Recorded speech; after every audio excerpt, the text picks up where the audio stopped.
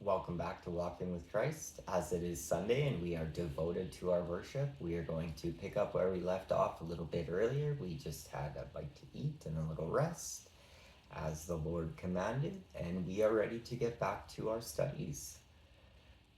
We're on Joshua 8 if you're following along. Let's get going. Then the Lord said to Joshua, "Do not fear or be dismayed. Take all the fighting men with you and go up now to Ai. See, I have handed over to you the king of Ai with his people, his city, and his land. You shall do to Ai and his king as you did to Jericho and its king. Only its spoil and its livestock you may take as booty for yourselves. Set an ambush against the city behind it." So Joshua and all the fighting men set out to go up against Ai. Joshua chose 30,000 warriors and sent them out by night with the command, "You shall lie in ambush against the city behind it. Do not go very far from the city, but all of you stay alert. I and all the people who are with me will approach the city. When they come out against us, as before, we shall flee from them. They will come out after us until we have drawn them away from the city, for they will say, 'They are fleeing from us as before.' While we flee from them, you shall rise up from the ambush and seize the city, for the Lord your God will give it into your hand. And when you have taken the city, you shall set the city on fire, doing as the Lord has ordered. See, I have commanded you." So Joshua sent them out, and they went to the place of ambush and lay between Bethel and Ai, to the west of Ai. But Joshua spent that night in the camp. In the morning, Joshua arose early and mustered the people and went up with the elders of Israel before the people to Ai. All the fighting men who were with him went up and drew near before the city and camped on the north side of Ai, with a ravine between them and Ai. Taking about 5,000 men, he set them in ambush between Bethel and Ai to the west of the city. So they stationed the forces, the main encampment that was north of the city and its rear guard west of the city.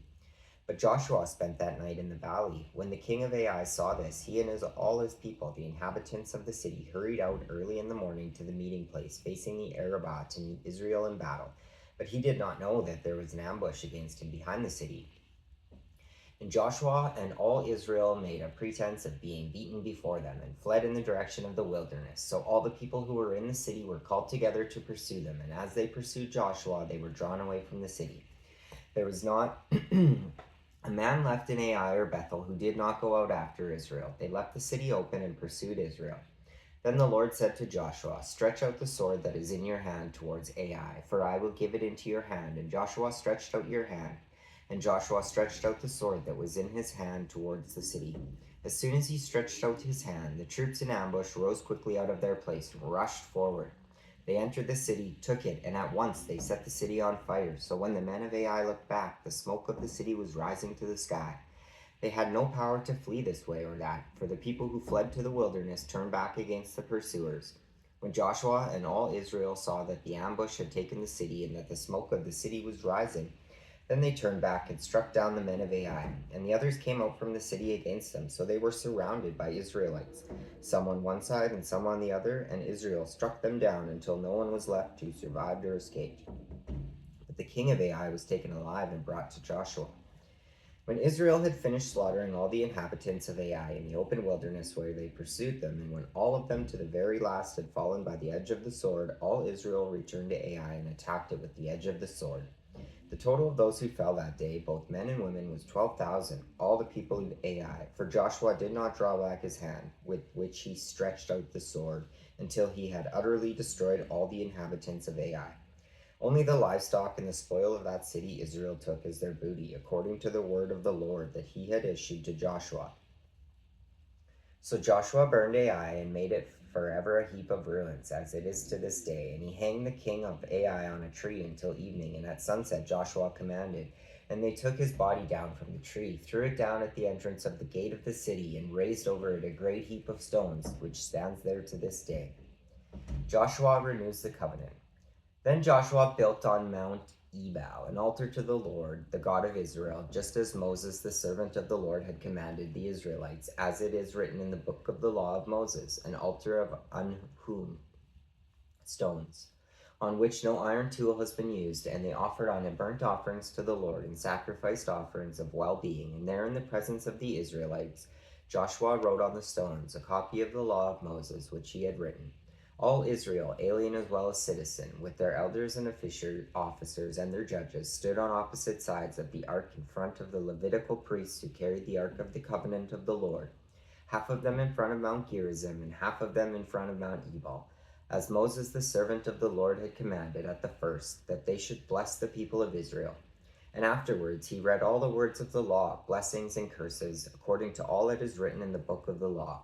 There was not a word of all that Moses commanded that Joshua did not read before all the assembly of Israel, and the women and the little ones and the aliens who resided among them. The Gibeonites saved themselves by trickery. 9. Now when all the kings who were beyond the Jordan in the hill country and in the lowland all along the coast of the great sea towards Lebanon, the Hittites, the Amorites, the Canaanites, the Perizzites, the Hivites, and the Jebusites heard of this, they gathered together with one accord to fight Joshua and Israel.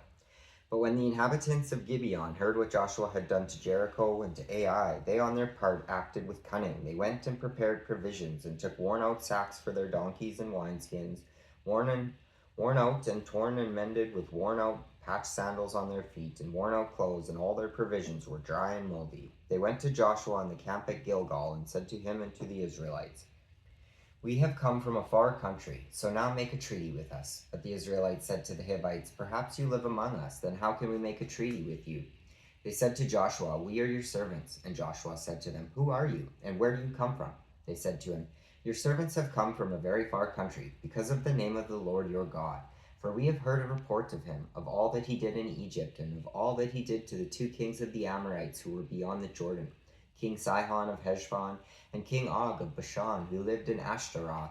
So our elders and all the inhabitants of our country said to us, 'Take provisions in your hand for the journey. Go to meet them and say to them, "We are your servants. Come now, make a treaty with us. Here is our bread. It was still warm when we took it from our houses as our food for the journey on the day we set out to come to you. But now, see, it is dry and moldy. These wineskins were new when we filled them, and see, they are burst, and these garments and sandals of ours are worn out from the very long journey.'" So the leaders partook of their provisions and did not ask direction from the Lord. And Joshua made peace with them, guaranteeing their lives by a treaty. And the leaders of the congregation swore an oath to them. But when 3 days had passed after they had made a treaty with them, they heard that they were the neighbors and were living among them. So the Israelites set out and reached their cities on the 3rd day. Now their cities were Gibeon, Shephirah, Beeroth, and Kiriath Jearim. But the Israelites did not attack them, because the leaders of the congregation had sworn to them by the Lord, the God of Israel. Then all the congregation murmured against the leaders. But all the leaders said to all the congregation, "We have sworn to them by the Lord, the God of Israel, and now we must not touch them. This is what we will do to them. We will let them live so that wrath may not come upon us because of the oath that we swore to them."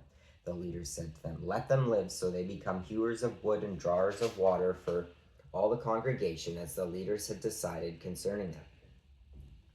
Joshua summoned them and said to them, "Why did you deceive us, saying, 'We are very far from you,' while in fact you are living among us? Now therefore you are cursed, and some of you shall always be slaves, hewers of wood and drawers of water for the house of my God." They answered Joshua, "Because it was told to your servants for a certainty that the Lord your God had commanded his servant Moses to give you all the land and to destroy all the inhabitants of the land before you. So we were in great fear for our lives because of you and did this thing. And now we are in your hand. Do as it seems good and right in your sight to do to us." This is what he did for them. He saved them from the Israelites, and they did not kill them. But on that day Joshua made them hewers of wood and drawers of water for the congregation and for the altar of the Lord, to continue to this day in the place that he should choose. The sun stands still. 10. When King Adoni-Zedek of Jerusalem heard how Joshua had taken Ai and had utterly destroyed it, doing to Ai and its king as he had done to Jericho and its king, and how the inhabitants of Gibeon had made peace with Israel and were among them, he became greatly frightened, because Gibeon was a large city, like one of the royal cities, and was larger than Ai, and all its men were warriors. So King Adoni-Zedek of Jerusalem sent a message to King Hoham of Hebron, to King Piram of Jarmuth, to King Japhia of Lachish, and to King Debir of Eglon, saying, "Come up and help me, and let us attack Gibeon, for it has made peace with Joshua and with the Israelites." Then the 5 kings of the Amorites, the king of Jerusalem, the king of Hebron, the king of Jarmuth, the king of Lachish, and the king of Eglon, gathered their forces and went up with all their armies and encamped against Gibeon and made war against it. And the Gibeonites sent to Joshua at the camp in Gilgal, saying, "Do not abandon your servants. Come up to us quickly and save us, and help us. For all the kings of the Amorites who live in the hill country are gathered against us." So Joshua went up from Gilgal, he and all the fighting force with him, all the mighty warriors. The Lord said to Joshua, "Do not fear them, for I have handed them over to you. Not one of them shall stand before you."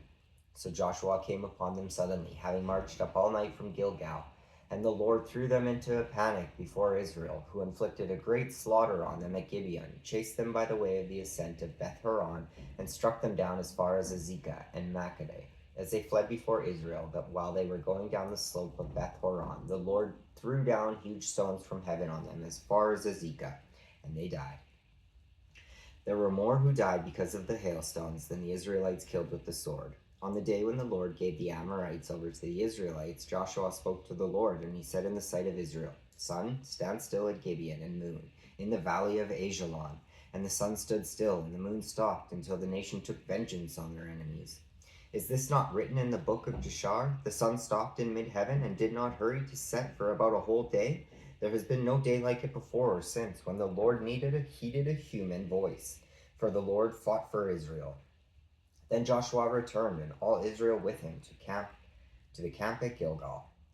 5 kings defeated. Meanwhile, these 5 kings fled and hid themselves in the cave of Makkedah. And it was told Joshua, "The 5 kings have been found, hidden in the cave at Makkedah." Joshua said, "Roll large stones against the mouth of the cave and set men by it to guard them.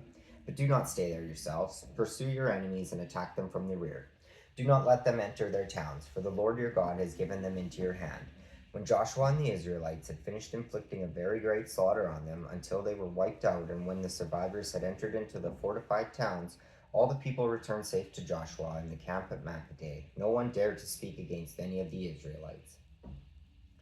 Then Joshua said, "Open the mouth of the cave, and bring those 5 kings out to me from the cave." They did so, and brought the 5 kings out to him from the cave: the king of Jerusalem, the king of Hebron, the king of Jarmuth, the king of Lachish, and the king of Eglon. When they brought the kings out to Joshua, Joshua summoned all the Israelites and said to the chiefs of the warriors who had gone with him, "Come near, put your feet on the necks of these kings." Then they came near and put their feet on their necks. And Joshua said to them, "Do not be afraid or dismayed. Be strong and courageous, for thus the Lord will do to all the enemies against whom you fight." Afterwards Joshua struck them down and put them to death, and he hung them on 5 trees. And they hung on the trees until evening. At sunset Joshua commanded, and they took them down from the trees and threw them into a cave where they had hidden themselves. They set large stones against the mouth of the cave, which remains to this very day. Joshua took Makkedah on that day and struck it and its kings with the edge of the sword. He utterly destroyed every single person in it. He left no one remaining. And he did to the king of Makkedah as he had done to the king of Jericho. Then Joshua passed on from Makkedah, and all Israel with him, to Libnah, and fought against Libnah. The Lord gave it also and its king into the hand of Israel, and he struck it with the edge of the sword, and every person in it. He left no one remaining in it, and he did to its king as he had done to the king of Jericho. Next Joshua passed on from Libnah, and all Israel with him, to Lachish, and laid siege to it, and assaulted it. The Lord gave Lachish into the hand of Israel, and he took it on the 2nd day, and struck it with the edge of the sword, and every person in it as he had done to Libnah. Then King Horam of Gezer came up to help Lachish, and Joshua struck him and his people, leaving him no survivors. From Lachish Joshua passed on with all Israel to Eglon, and they laid siege to it and assaulted it. And they took it that day and struck it with the edge of the sword, and every person in it he utterly destroyed that day, as he had done to Lachish. Then Joshua went up with all Israel from Eglon to Hebron. They assaulted it and took it, and struck it with the edge of the sword, and its king and its towns, and every person in it. He left no one remaining, just as he had done to Eglon, and utterly destroyed it with every person in it. Then Joshua, with all Israel, turned back to Debir and assaulted it, and he took it with its king and all its towns. They struck them with the edge of the sword, and utterly destroyed every person in it. He left no one remaining, just as he had done to Hebron, and as he had done to Libnah and its king. So he did to Debir and its king. So Joshua defeated the whole land, the hill country and the Negeb, and the lowland and the slopes, and all their kings. He left no one remaining, but utterly destroyed all that breathed, as the Lord God of Israel commanded. And Joshua defeated them from Kadesh Barnea to Gaza, and all the country of Goshen as far as Gibeon. Joshua took all these kings in their land at one time, because the Lord God of Israel fought for Israel. Then Joshua returned, and all Israel with him, to the camp at Gilgal. The united kings of northern Canaan defeated. 11. When King Jabin of Hazor heard of this, he sent to King Jobab of Madon, to the king of Shimron, to the king of Ashaph, and to the kings who were in the northern hill country, and in the Arabah south of Chinneroth, and in the lowland, and in Nephoth Dor on the west, to the Canaanites in the east and the west, the Amorites, the Hittites, the Perizzites, and the Jebusites in the hill country, and the Hivites under Hermon in the land of Mizpah. They came out with all their troops, a great army, in number like the sand on the seashore, with very many horses and chariots. All these kings joined their forces and came and camped together at the waters of Merom to fight with Israel. And the Lord said to Joshua, "Do not be afraid of them, for tomorrow at this time I will hand over all of them slain to Israel. You shall hamstring their horses and burn their chariots with fire." So Joshua came suddenly upon them with all his fighting force by the waters of Miriam, and fell upon them. And the Lord handed them over to Israel, who attacked them and chased them as far as Great Sidon and Misrephoth Maim, and eastwards as far as the valley of Mizpeh. They struck them down until they had left no one remaining, and Joshua did to them as the Lord commanded him. He hamstrung their horses and burned their chariots with fire. Joshua turned back at that time and took Hazor and struck its king down with the sword. Before that time Hazor was the head of all those kingdoms, and they put to the sword all who were in it, utterly destroying them. There was no one left to breathe, and he burned Hazor with fire, and all the towns of those kings, and all their kings. Joshua took and struck them with the edge of the sword, utterly destroying them, as Moses, the servant of the Lord, had commanded. But Israel burned none of the towns that stood on mounds, except Hazor, which Joshua did burn. All the spoil of these towns and the livestock the Israelites took for their booty, but all the people they struck down with the edge of the sword until they have destroyed them, and they did not leave any who breathed, as the Lord had commanded his servant Moses. So Moses commanded Joshua, and so Joshua did. He left nothing undone of all that the Lord had commanded Moses. Summary of Joshua's conquests.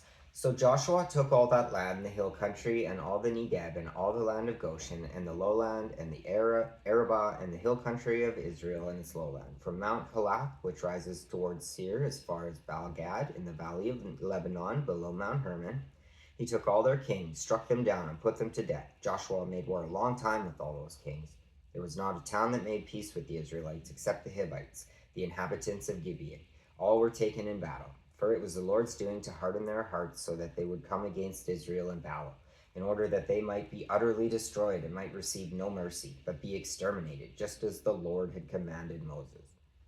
At that time Joshua came and wiped out the Anakim from the hill country, from Hebron, from Debir, from Anab, and from all the hill country of Judah, and from all the hill country of Israel. Joshua utterly destroyed them with their towns. None of the Anakim was left in the land of the Israelites. Some remained only in Gaza, in Gath, and in Ashdod. So Joshua took the whole land according to all that the Lord had spoken to Moses, and Joshua gave it for an inheritance to Israel according to their tribal allotments, and the land had rest from war. The kings conquered by Moses. Now these are the kings of the land whom the Israelites defeated, whose land they occupied beyond the Jordan towards the east, from the Wadi Arnon to Mount Hermon, with all the Arabah to eastwards. King Sihon of the Amorites, who lived at Heshbon and ruled from Aroer, which is on the edge of the Wadi Arnon, and from the valley of and from the middle of the valley as far as the river Jabbok, the boundary of the Ammonites, that is, half of Gilead, and the Arabah to the sea of Chinneroth eastwards, and in the direction of Beth Jeshimoth to the sea of the Arabah, the Dead Sea, southwards to the foot of the slopes of Pisgah, and King Og of Bashan, one of the last of the Rephaim, who lived at Ashtaroth and at Edrei, and ruled over Mount Hermon and Salikah, and all Bashan to the boundary of the Geshurites and the Maccathites, and over half of Gilead to the boundary of King Sihon of Heshbon. Moses the servant of the Lord and the Israelites defeated them, and Moses the servant of the Lord gave their land for a possession to the Reubenites and the Gadites and the half tribe of Manasseh. The following are the kings of the land whom Joshua and the Israelites defeated on the west side of the Jordan, from Baal-Gad in the valley of Lebanon to Mount Halak that rises towards Seir. And Joshua gave their land to the tribes of Israel as a possession according to their allotments, in the hill country, in the lowland, in the Arabah, in the slopes, in the wilderness, and in the Negeb, the land of the Hittites, Amorites, Canaanites, Perizzites, Hivites, and Jebusites. The king of Jericho, the king of Ai, which is next to Bethel, the king of Jerusalem, the king of Hebron, the king of Jarmuth, the king of Lachish, the king of Eglon, the king of Gezer, the king of Debir, the king of Gedir, the king of Hormah, the king of Arad, the king of Libnah, the king of Adulam, the king of Makkedah, the king of Bethel, the king of Tapua, the king of Hepher, the king of Aphek, the king of Lasharon, the king of Madon, the king of Hazor, the king of Shimron Meron, the king of Ashnaph, the king of Tanakh, the king of Megiddo, the king of Kadesh, the king of Jokneam in Carmel, the king of Dor in Naphath Dor, the king in Goim in Galilee, the king of Tirzah, 31 kings in all. The parts of Canaan still unconquered, 13. Now Joshua was old and advanced in years, and the Lord said to him, You are old and advanced in years, and very much of the land still remains to be possessed. This is the land that still remains, all the religions of the Philistines, and all those of the Geshurites, from the Shihor, which is east of Egypt, northwards to the boundary of Ekron. It is reckoned as Canaanite. There are 5 rulers of the Philistines, those of Gaza, Ashdod, Ashkelon, Gath, and Ekron, and those of the Avim in the south, and all the lands of the Canaanites, and Mearah, that belongs to the Sidonians, to Aphek, to the boundary of the Amorites, and all the land of the Gebalites, and all Lebanon, towards the east, from Baal-Gad below Mount Hermon, to Lebo Hamath, all the inhabitants of the hill country, from Lebanon to Misrephoth Maim, even all the Sidonians. I will myself drive them out from before the Israelites. Only allot the land to Israel for an inheritance, as I have commanded you. Now therefore divide this land for an inheritance to the 9 tribes and the half-tribe of Manasseh. The territory east of the Jordan.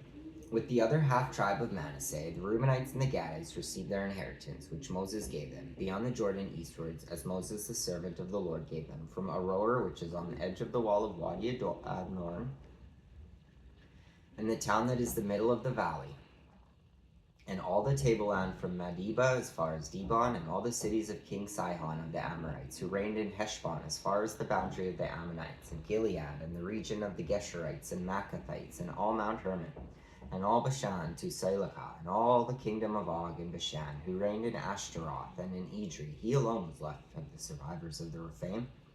These Moses had defeated and driven out, yet the Israelites did not drive out the Geshurites or the Maccathites, but Geshur and Machath live within Israel to this day. To the tribe of Levi alone Moses gave no inheritance. The offerings by fire to the Lord God of Israel are their inheritance, as he said to them.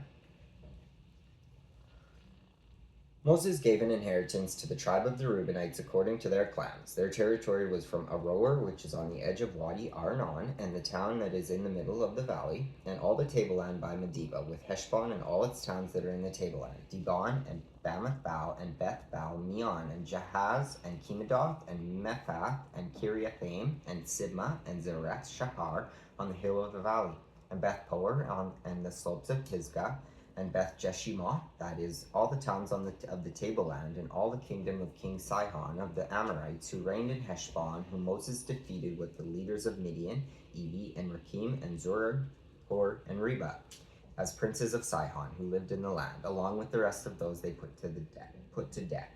The Israelites also put to the sword Balaam, son of Beor, who practiced divination, and the border of the Reubenites was the Jordan and its banks. This was the inheritance of the Reubenites, according to their families, with their towns and villages.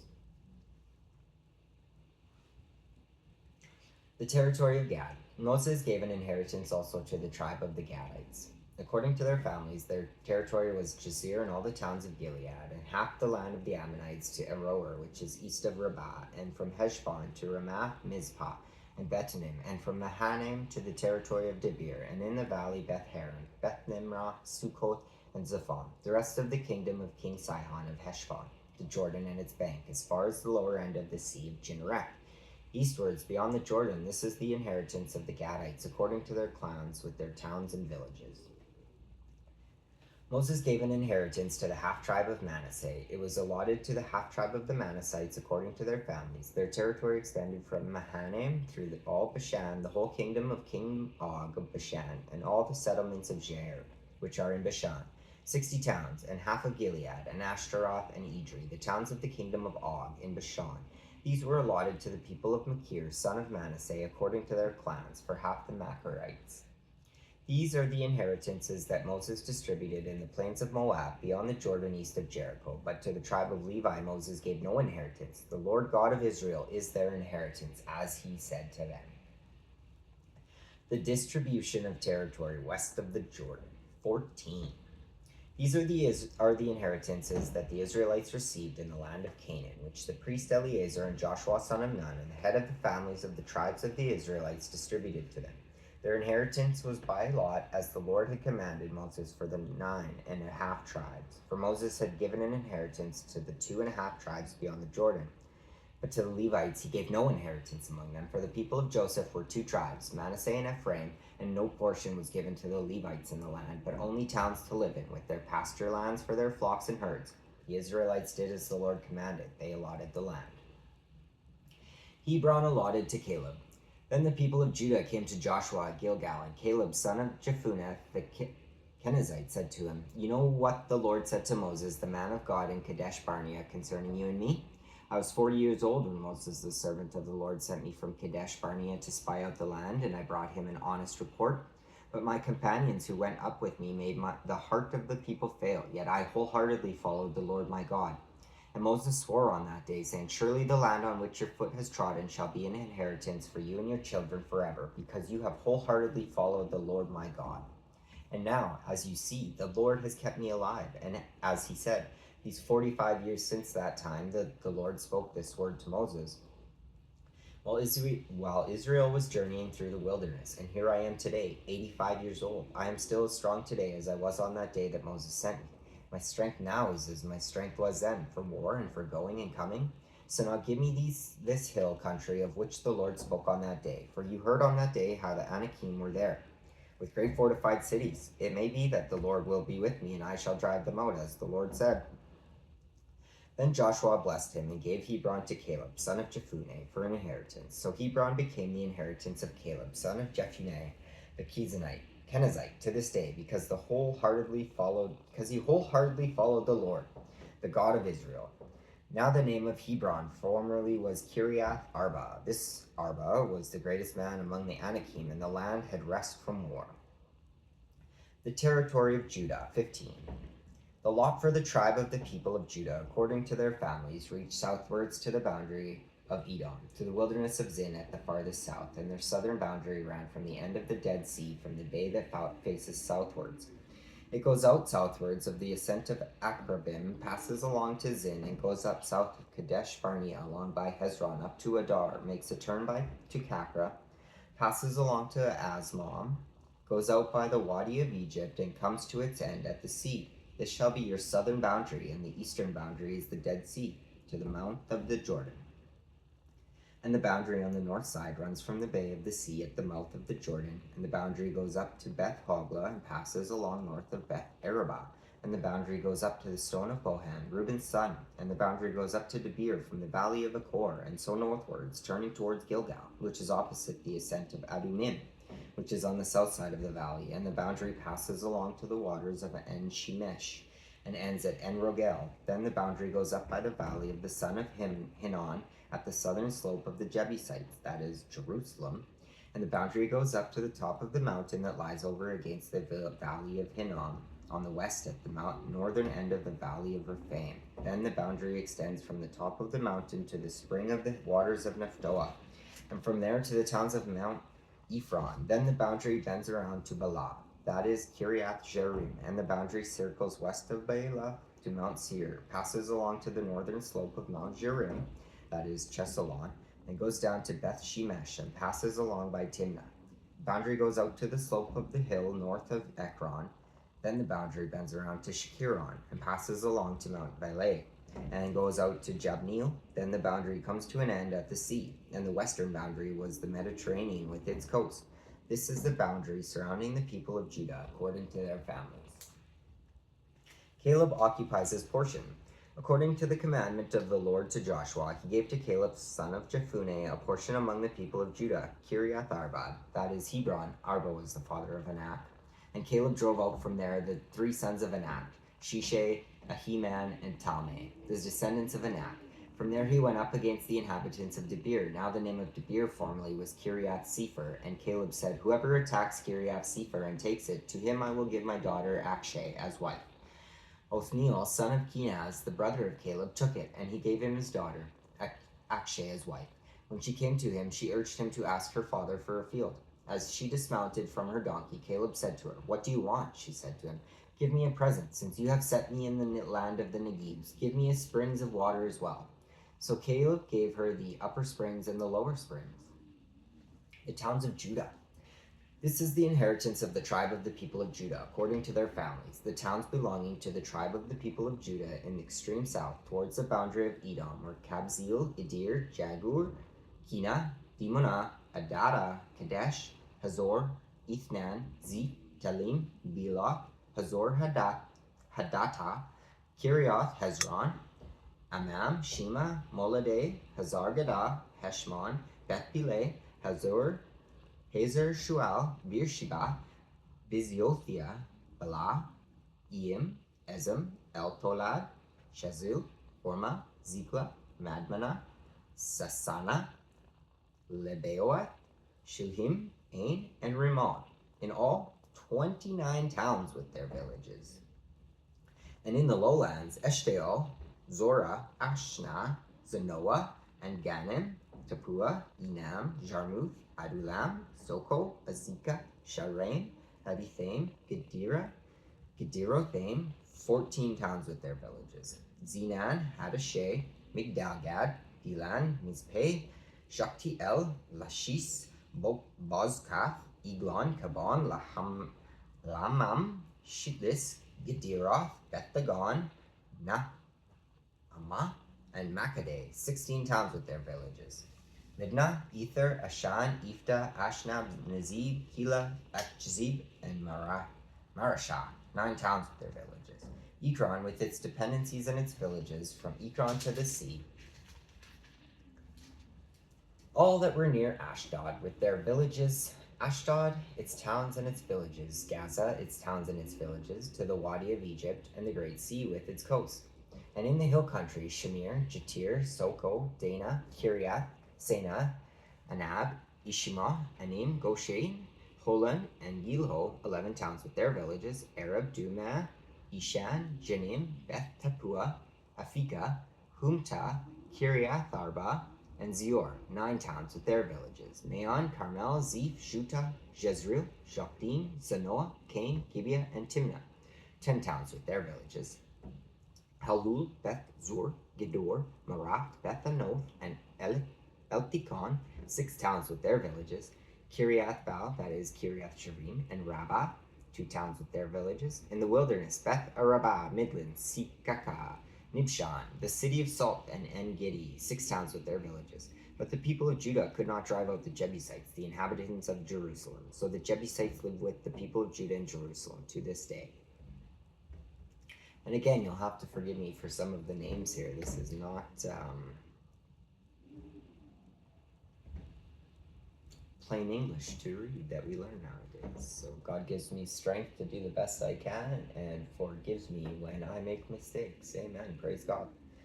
We're going to do one more quick one here. 16, let's finish up. The territory of Ephraim. The allotment of the Josephites went from the Jordan by Jericho, east of the waters of Jericho, into the wilderness, going up from Jericho into the hill country to Bethel. Then going from Bethel to Luz, it passes along to Ataroth, the territory of the Arkites. Then it goes down westwards to the territory of the Japhletites, as far as the territory of Lower Beth Horon, then to Gezer, and it ends at the sea. The Josephites, Manasseh, and Ephraim received their inheritance. The territory of the Ephraimites by their families was as follows. The boundary of their inheritance on the east was Ataroth Adar as far as Upper Beth Horon, and the boundary goes from there to the sea. On the north is Mikmethath. Then on the east, the boundary makes a turn towards Tanath Shiloh and passes along beyond it on the east to Genoa. Then it goes down from Genoa to Ataroth and to Nara, and touches Jericho, ending at the Jordan. From Tappuah, the boundary goes westwards to the Wadi Kana and ends at the sea. Such is the inheritance of the tribe of the Ephraimites by their families, together with the towns that were set apart for the Ephraimites within the inheritance of the Manassites, all those towns with their villages. They did not, however, drive out the Canaanites who lived in Gezer. So the Canaanites have lived with Ephraim to this day, but have been made to do forced labor. And we will carry on at 17 next time. I will do my best to actually finish up Joshua next time, I think. I'd just like to thank you all for taking the time on this beautiful Sunday, the Lord's Day, to join me for our Bible studies. Peace be with you all. Take God's love with you as you go. Amen.